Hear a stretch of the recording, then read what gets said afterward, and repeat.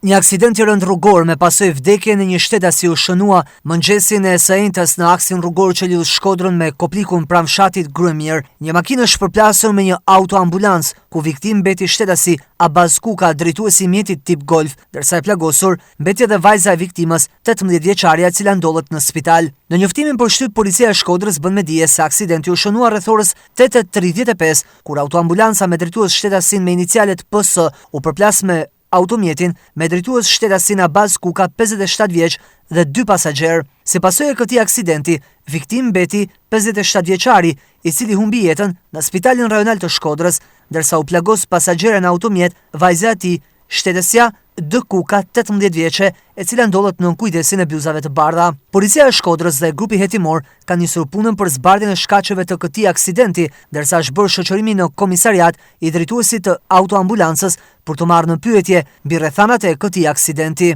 Aksi rrugor që lidh Shkodrën me Hanin e Hotit vijon të mbetet një nga njollat e zeza në vendin ton, ku numri i lartë i aksidenteve në të shumtën e rasteve po merr jetë njerëzish. Me gjithë ndërhyrjet e policisë rrugore, sërish ky aks vijon të mbetet ndër më problematikët në vend.